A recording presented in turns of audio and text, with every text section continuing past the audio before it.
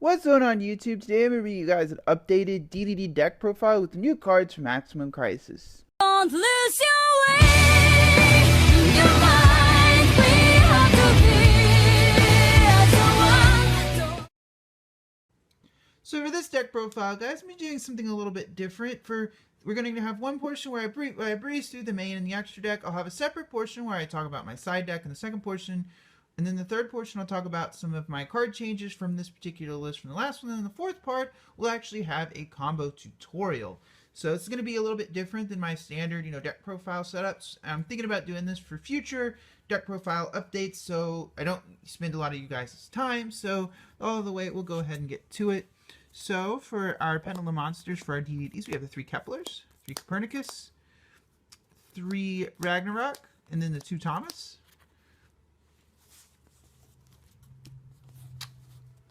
For our slimes, of course, we have the 3 Swirls and 3 Necros. And then for the tuners, we have the 3 Lamias and the new guy, and then just the new guy from Maxx from Crisis Ghost. Talk a little bit more about him when we get to the explanations. And then the last monster is 1 Maxx. Then for the spells, we have the 2 Potted Desires, the 3 Allures, the 1 Upstart Goblin. And for some of the 1-0s, we have the 1/1 for 1/1 Foolish Burial. So the 3 Gates and the 1 Swamp King for our Dark Contracts. And for the spells, we have the 2 Arftho for the last 2, searching our combo piece. And for the traps, we have the Warning, Strike, and Imperial Order. For the extra deck, we have the 2 Genghis, the 2 Oracles, and the Beowulf for our fusions. For our synchros, we have the 1 Formula of Hyper Librarian. And then for the level 7s, we have Alexander Meteor Burst Dragon. And for our last 3 synchros, of course, we have Siegfried, Crystal Wing, and Crystal Wing, Omega, and Siegfried. And for our Exceeds, we have the 1 Princess Sprite, new card Maximum Crisis, Yugioh, and Hope. So as far as siding for this deck, I do have, my side's pretty much unchanged from the last one. I have the 2 Gamma Seals, 2 Veilers, these are going to be Ghost Ogres, but we'll get to that. We have the 1 DD Crow, the 2 Lancias, 2 Danko Sekkas, then we have the 2 Twin Twisters, the 2 Chalices, and 2 Dark Holes. Typically, how DDDs are a very difficult deck to side deck for at times, because you have so many engines. But usually the first thing that will come out is one of these 4 cards. If you win and you know you're going second, these cards are probably the first 4 cards you should go out, and cards that you need going second usually go in. Chalice is a card I really like going second because it allows you to, when your opponent has something like Dryden out and you have Chalice in hand, they try to interrupt your play and be like, just nope, Chalice, and it gets it out of the way. I do like board wipes and kaijus as well. That's what the Dark Holes are for. I know I should probably have a Regeki in here, but most of the time the cards do the same thing. And then the problem with the kaijus are unnecessary evil going to Maximum Crisis because Master Fun exists. Like, you're going to need that kaiju to get that masterpiece off the field. And however, you do not want to side this in against dinosaurs because smart dinosaur players will simply just they'll summon their Doggoran, their dinosaur kaiju, and all you can do with your Gamma Seal is special summon it. You can't break their board. Granted, if you have Gamma Seal and another level 8, you can make a rank 8 play, I guess, but there's just nothing you can really, honestly, against dinosaurs. It's such a tough matchup. But if I go first, second, these usually are what come out. And then the cards like Chalice, if I go first, these usually, depending on the matchup, sometimes Order comes out. Sometimes if it's not a spell heavy matchup and I side in something else. From going first, typically, if I'm going first, I like to side in hand traps, cards like DD Crow, Feck Veiler, Ghost Ogre. Typically, I kind of like having those hand traps because people don't expect you to side them in going first, and a lot of times I'll side out cards maybe like a Thomas and a couple of I'll side out a Thomas and Copernicus and side in a couple hand traps. So as far as the main deck, one of the really big changes is the one copy of DD Ghost here. Ghost is actually a really nice card because it allows you to get extra combo pieces into the graveyard. The biggest thing you want to do with this is if you can, you want to target your Lamia in graveyard. You want to target that Lamia in your graveyard and put a duplicate in the graveyard. It also gets the extra Necro Slimes out of your deck, which is really good. You don't want to really draw Necro Slime. You want to have it in hand with something else. Necro Slime is one of those cards that doesn't really do much on its own. So, and the other thing I really like about Ghost is the main thing is its banish effect. So if it's banished, its first effect is if it's sent to the graveyard, if it can target a DD or Dark Contract, dump a duplicate. But the second effect is really good because it can, when it's banished, it can reset a DD or Dark Contract that's banished and put it back in your graveyard.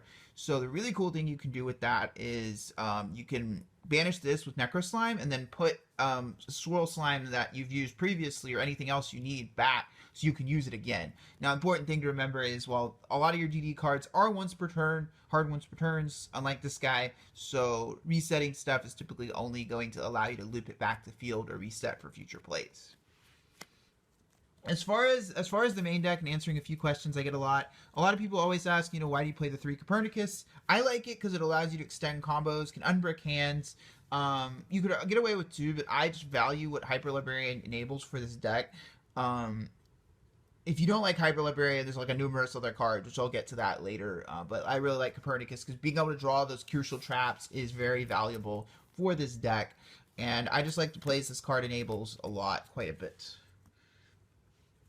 So the other question I usually I've actually seen people asking this, which is Maxx worth playing at 1? Abso-freaking-lutely. Like, it's sort of like Vanity's Emptiness. Like, as long as it's legal, you play it at the maximum amount. Konami will allow you to play it, and it's still Phoenix did a video, Flare did a video talking about this card, and he said, I'll probably link it down in the description box. He talked about the card. He said that you basically have like a 13% chance of opening it, even with it limited, and there's just other cards you can side, like, for example, like a Retaliating Sea that can search this, so it's not like it's that big of a deal with it being limited. Like, if you're just going to locals, you can probably avoid not playing it now, but you can also, my opinion, like, I feel like the card is just so good that you definitely still want to have it if you're going to a tournament in your main board. The other question I get, as far as the DD lineup, I always get the question, okay, why do you run 2 Thomas, and why do you not run the second Swamp King? Well, Thomas, my regional matchups, it came up, like, I could have won the match, I could have, like, won the game outright, not have to go into time if I had the second Thomas just chilling there in the, because I hadn't needed there had a Dark Contract up, and I was running out of resources, but if I had the second Thomas, I could have slapped it in the Pendulum Zone and just gone off and not have to go into time. I'd rather have the second one and not need it than wish I had played the second one. As far as Swamp King, I think it's fine. I did banish it off Pod Desires during the Maximum Crisis sneak, so it's not the biggest deal in the world. It's kind of like icing on the cake. I like it. There's builds where I play 2, but since I don't play the big Kaiser fusion in the extra deck, I don't feel like you need Swamp King, the second Swamp King. Right? If you play the Kaiser, you can easily play the second. And the other thing is the draw cards. So potted is 2 pot. Why put 2 pot, not 3? Well, 3 pots. Well, I feel like it is the probably the best way to play, especially with this deck. It's basically free. I just do not like drawing desires off of desires. Happens to me. Even just playing 2, it happens to me a couple times, and it just sucks. I do play 3. I like 3 pot desires in decks that don't have built-in draw power. The DDDs have 3 allures. We have the Upstart Goblin. We have consistent combo pieces. So it's not like you need 3. It's not like ABCs where it's the only draw card you play, besides maybe like a limited Upstart. So like you can get away with 3, but in this deck, or it's not a mill deck like Lightsworns. But me personally, I think 2's been fine. As far as the other couple other questions, where are those? Do I like the card? I like it a lot. There's times where it can be a little bricky, but it does, with a deck that requires 3 to even 4 cards to do a proper combo, having an extra way to search combo pieces is really, really good. And the life point damage usually doesn't matter, but if you really don't like it, you can always just leave an Oracle out, and in end phase you'll gain life instead of taking it. And as far as the trap lineup, I cut Dimensional Barrier is not here anymore because Dimensional Barrier just doesn't do enough. I feel like it's better in the sideboard. Right now, I feel like there are just better cards you can be siding because Metal Foe variants of Zoo is very popular right now. And that deck just has so many ways to play around Dimensional Barrier. You're just better off with these. Order is a love-hate relationship with this card. Like, it's really good if you have Siegfried, but there's times if you flip it and you don't have Siegfried, you really can hinder yourself. So you have to be kind of careful with it. I think it's really good. I like it. But like I said, you need to be very, very careful with the card because it can bite you in the ass. Like, it's good. It's really amazing. But you need to be very careful with it. Now we're moving on to the extra deck portion. There's not a ton of changes here, but I'll go over a few of the questions I get a lot. So one of the cards that people always are debating with me is the why the second Oracle King. So I understand, we're not in a day and age and era where we need where we're having to play the Arc Turbo anymore. We don't need to do that. But I find this deck needs level 7 monsters. They're incredibly valuable to be able to climb into your big synchros. And Oracle, at the worst, sometimes you just need a big beater. And I find that maybe not against the top tier decks, but against decks like Mermails, for example, once you get rid of their initial equip, they kind of struggle to get over your Oracle King. I found in my regional matchups, Mermails that I won, like, sitting on Oracle can be a win condition against some decks that just don't have a way to out really beefy monsters. So Hero's another example where, like, they can Castell it, but they're having to waste a Castell on your Oracle King. So it's like, it doesn't, especially if and the life point gain really helps in the grindy matchups. This card helps you to grind having the second one in the extra deck. Hyper Librarian's a card I get a lot of questions on, and it's one that I'm definitely, I've debated back and forth on whether its space is worth in the extra deck, but the draw 4 combo is incredible. Being able to draw 4 cards and set yourself up for next turn to just kill your opponent. I've had opponents just be like, really? Because I'll do all my comboing, and then I'll draw 4 off of this, and I'll set 2 traps on top of having, a Crystal Wing and a Siegfried. It's just dumb. And, but honestly, you could probably play something else in this slot. And then, of course, we have the new addition to the extra deck. We have the Sylvan Princess Sprite. I actually cut Scarlight for this. Now, Scarlight is really, if you don't like the Hyper Librarian, this is probably what I would play in this slot instead if I didn't play the Librarian. But Princess Sprite is a really incredible card for this deck. It's kind of similar to Formula Synchron in that you can, if you're unfamiliar, you basically detach material, excavate the top card of your deck. If it's a spell or trap, you add it to hand. If it's a monster, it gets milled. So there's not any more satisfying feelings than top decking something like a barrier or, a key trap card or spell card that you cited in off of this card's effect. And I really like about it is it keeps your Kepler from sitting on the field with things like Orcalc running around. You really don't want to leave it on the field. And it also keeps your Lamia in the rotation if it would be banished. That's one of the things I really, really like about my gal Princess Sprite here. I've been waiting ages to play this card. The main combo I'm going to show you guys today is the 4-card combo you need to get your draws off of Hyper Librarian. This is one of the main combos of the deck. It's one of the better combos because you drawing into those crucial trap cards is always really, really good. So we're going to go and show you guys. So the thing is different about this combo is instead of normal summoning something else, you're actually going to normal summon your Copernicus here, sending a DDD Savant Kepler to your graveyard. Then from there, you're going to activate your Swirl Slime's effect with your Necro Slime, and you're going to Fusion Summon for your Big Genghis, wherever he is. There we go. Boop. Then you're going to actually activate your Swirl Slime's effect from hand to special summon your Lamia from your hand.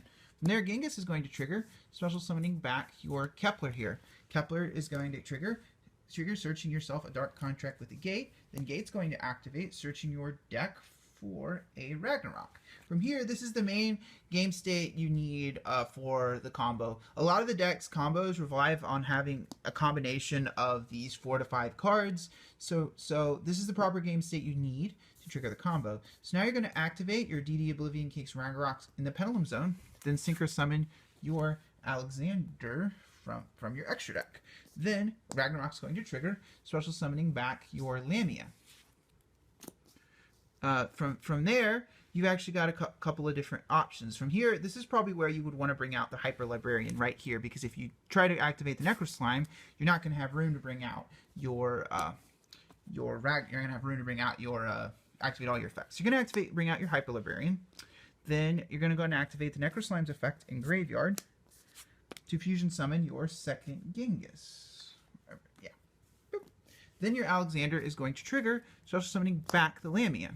Then from here, you should be able to resolve the entire combo. So the first thing you're going to do is synchro summon your Alexander and your ring for a Crystal Wing Synchro Dragon. So that's going to net you 1 card.